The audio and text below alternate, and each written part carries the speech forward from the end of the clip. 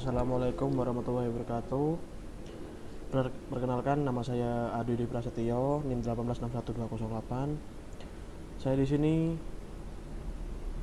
akan memperkenalkan terlebih dahulu teman saya anggota kelompok 8, yaitu Januar Fitri Norubet dengan NIM 1861213, Aulia Safila Putri dengan NIM 1861291, M. Lailatul Atma Adrian dengan NIM 1861304. Baik, di sini kami akan menjelaskan tentang bab perlindungan pengupahan kesejahteraan pekerja.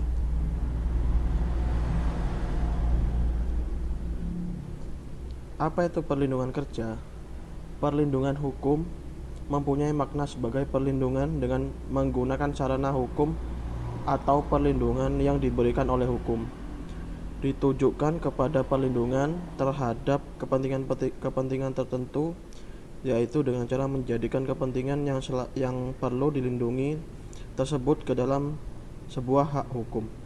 Salah satu tujuan pembangunan ketenagakerjaan adalah memberikan perlindungan kepada pekerja atau buruh dalam mewujudkan kesejahteraan, yaitu sebagaimana yang telah diatur dalam pasal 4 huruf C UU Ketenagakerjaan. Selanjutnya akan dilanjutkan oleh rekan saya. Selanjutnya membahas tentang perlindungan atas hak-hak dasar pekerja. Objek perlindungan ini adalah sebagai berikut. Yang pertama, perlindungan bagi penyandang cacat. Pengusaha yang mempekerjakan tenaga kerja penyandang cacat wajib memberikan perlindungan sesuai dengan jenis dan derajat kecacatannya sebagaimana diatur dalam pasal 76 ayat 1 Undang-Undang Ketenagakerjaan. Bentuk perlindungan tersebut adalah seperti penyedia aksesibilitas, pemberian alat kerja, dan pelindungan diri. Yang kedua, ada perlindungan terhadap pekerja atau buruh anak. Yang termasuk ke dalam pekerja atau buruh anak adalah mereka atau setiap orang yang bekerja yang berumur di bawah 18 tahun sebagaimana diatur dalam pasal 1 butir 26 Undang-Undang Ketenagakerjaan.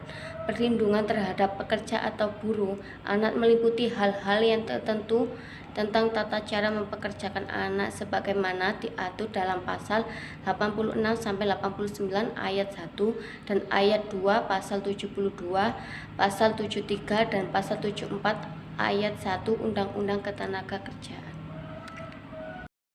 Selanjutnya, perlindungan pekerja atau buruh perempuan. Perlindungan terhadap pekerja atau buruh perempuan berkaitan dengan batasan waktu kerja bagi yang berumur kurang dari 18 tahun, yaitu sebagaimana diatur dalam pasal 76 ayat 1 Undang-Undang Ketenagakerjaan. Larangan bekerja bagi wanita hamil untuk jam-jam tertentu, yaitu sebagaimana diatur dalam pasal 76 ayat 2 Undang-Undang Ketenagakerjaan.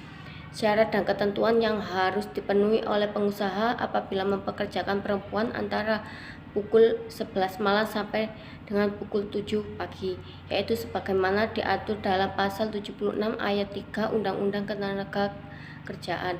Kewajiban bagi pengusaha menyediakan angkutan antara jemput bagi yang bekerja antara pukul 11 malam sampai pukul 7 pagi, yaitu sebagaimana diatur dalam pasal 76 ayat 4 Undang-Undang Ketenagakerjaan. Perlindungan atas keselamatan dan kesehatan kerja. Perlindungan atas keselamatan dan kesehatan kerja merupakan salah satu hak pekerja atau buruh seperti yang telah diatur dalam ketentuan pasal 86 ayat 1 huruf UU Ketenagakerjaan. Untuk itu, pengusaha wajib melakukan secara sistematis dan integritas dengan sistem manajemen perusahaan. Perlindungan ini bertujuan untuk melindungi keselamatan pekerja atau buruh guna mewujudkan produktivitas kerja yang optimal dengan cara pencegahan kecelakaan dan penyakit akibat kerja, pengendalian cahaya di tempat kerja, promosi kesehatan, pengobatan dan rehabilitasi. Yang selanjutnya adalah pengupahan. Upah adalah hak pekerja atau karyawan yang diterima dan dinyatakan dalam bentuk uang sebagai imbalan dan dari pengusaha atau pemberi kerja kepada pekerja yang ditetapkan dibayarkan menurut suatu perjanjian kerja. Kesepakatan atau peraturan perundang-undangan termasuk tunjangan bagi pekerja dan keluarga atas suatu pekerjaan dan atau jasa yang telah dilakukan. 1. Paradigma pengupahan. Di dalam pasal 92 UU nomor 13 tahun 2003 tentang ketenagakerjaan diatur sebagai berikut. Yang pertama, ayat 1, pengusaha menyusun struktur dan skala upah dengan memperhatikan golongan, jabatan, masa kerja, pendidikan, dan kompetensi. Yang kedua, ayat 2, pengusaha melakukan peninjauan upah secara berkala dengan memperlihatkan kemampuan pengusaha dan produktivitas. Yang ketiga, ayat 3, disebutkan ketentuan mengenai struktur dan skala upah sebagaimana dimaksud dalam ayat 1 diatur dengan keputusan menteri. Sementara itu dalam pasal 1 angka 3 Peraturan Menteri Tenagakerja nomor 1 tahun 2017 tentang struktur dan skala upah. Selanjutnya yang kedua yaitu perlindungan pengupahan. Berdasarkan ketentuan pasal 1 angka 30 Perundang-Undangan Republik Indonesia nomor 13 tahun 2003 tentang ketenagakerjaan. Selanjutnya disebut Undang-Undang Ketenagakerjaan. Upah adalah hak pekerja atau buruh yang diterima dan dinyatakan dalam bentuk uang sebagai imbalan dari pengusaha atau pemberi kerja kepada pekerja yang ditetapkan dan dibayarkan menurut suatu perjanjian kerja.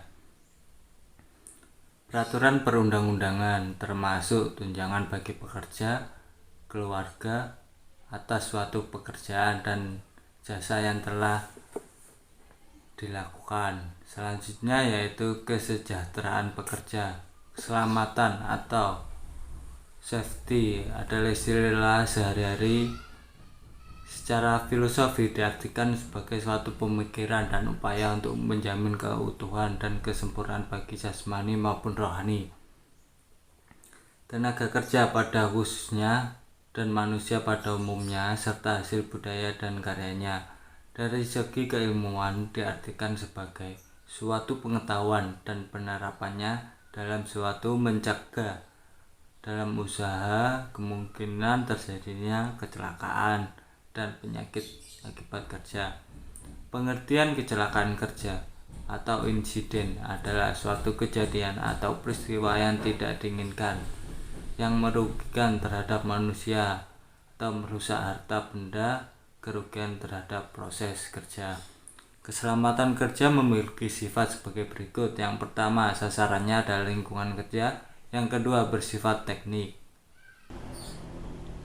Sekian dari kelompok kami. Apabila ada kesalahan dalam penulisan atau salah dalam kata, kami minta maaf. Wassalamualaikum warahmatullahi wabarakatuh.